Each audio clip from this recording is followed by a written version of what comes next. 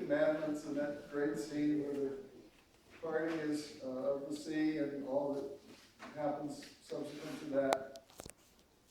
But the part of the lesson from Exodus that caught my attention actually were the opening two sentences. The angel of God, who was going before the Israelite army, moved and went behind them, and the pillar of cloud moved from in front of them and took its place behind them.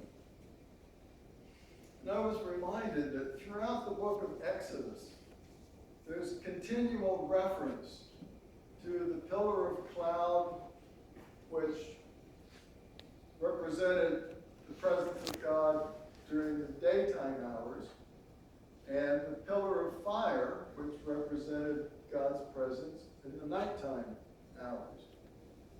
And I was thinking about it, it really struck me.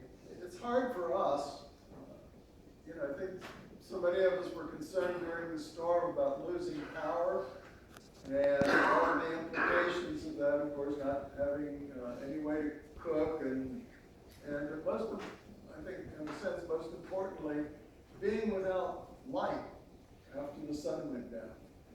Not being able to read, not being able to see, to get around the house without tripping over something. And just generally feeling safe, I think, being in a house that's completely pitch dark.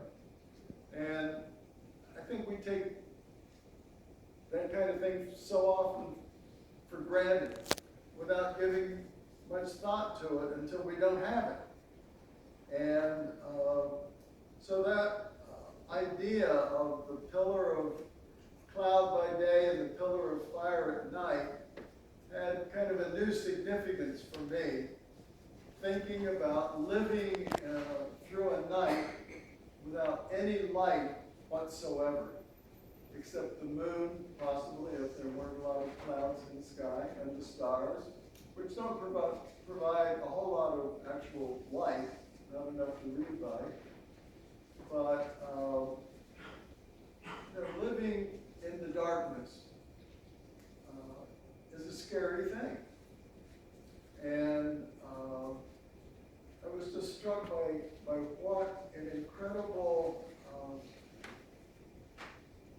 thing it was for God to choose to use the pillar of fire to be a way of not only guiding the people of Israel, or not guiding, but reassuring them of his presence at nighttime, but of also giving them some light to do whatever they needed to do before they turned in for the night.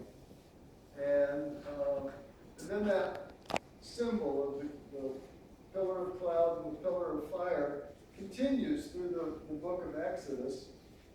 And as you may recall, the last maybe 10 chapters or so of the book of Exodus have to do with the building of the first tent, or more called the tabernacle, which was their place of worship. Because remember, they were still at that point a nomadic people and had a tent in which they worshiped.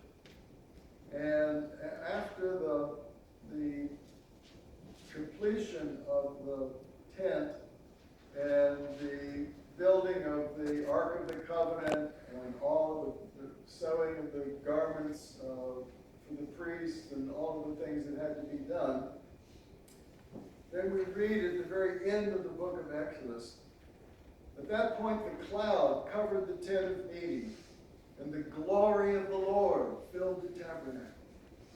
Moses was now able to enter the tent of meeting because the cloud settled upon it, and the glory of the Lord was filling the tabernacle.